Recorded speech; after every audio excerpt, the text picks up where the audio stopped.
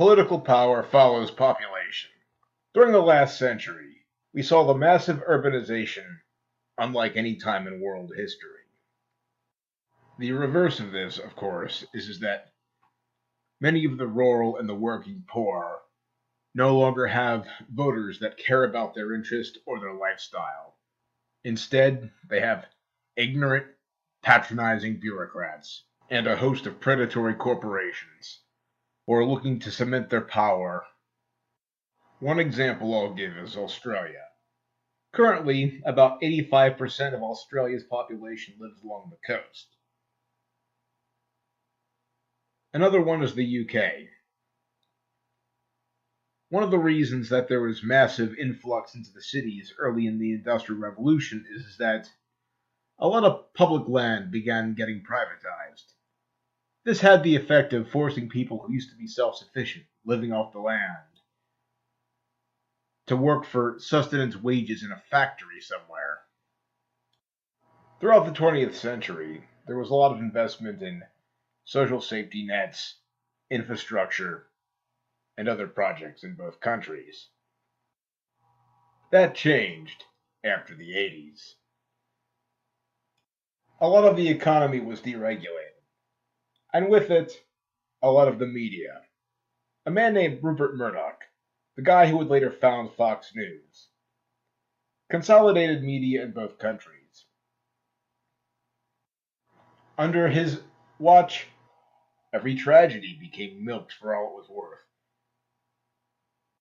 Using his expanded reach, he helped turn yellow journalism and media fearmongering into an art form.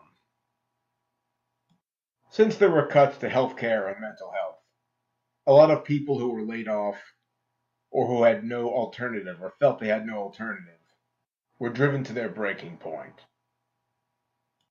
A man in the UK, in Dunblane, killed several school children. This inspired copycats around the world, like Port Arthur in Tasmania, or Arona in New Zealand.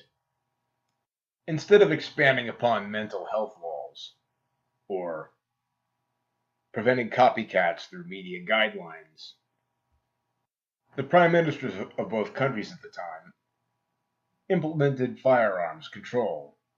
John Howard in Australia, and Tony Blair in the UK. These laws not only affected, say, shooting sports, but also those who worked on farms, because in rural areas, firearms are a utility item.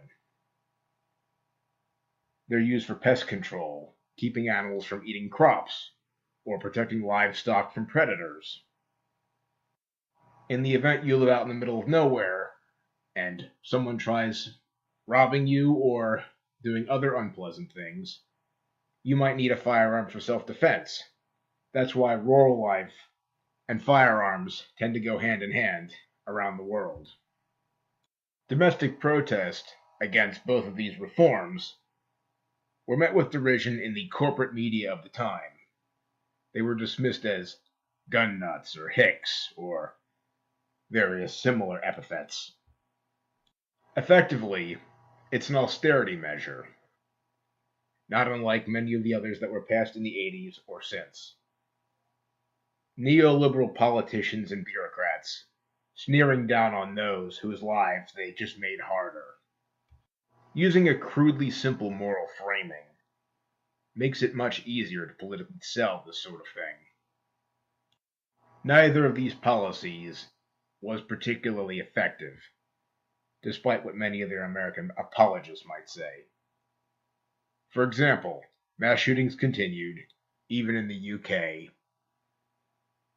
For example, the UK had the Birmingham barbecue shooting in 2019. There was the Belfast school shooting in 2018 in the UK. There was the Maidan College Kennet Skills Center shooting in 2018 as well. Australia had the Margaret River murder-suicides near Perth in Western Australia in 2018. There was the Prahan Love nightclub shooting in April of 2019. And another one, perhaps ironically, in Darwin, Australia in June of 2019. Those are just very small entries on a long list that many neoliberal politicians and their apologists pretend doesn't exist. They pass the cost of their horrible policies down to you. You are the one who suffers, and they don't care.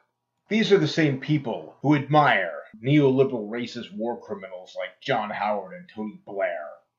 However, their power is waning. As more and more people step outside the old 20th century models, so too will neoliberalism be thrown upon history's trash heap. Their spite and their cruelty will be reversed in this century to come. Because unlike them, I believe in a better tomorrow.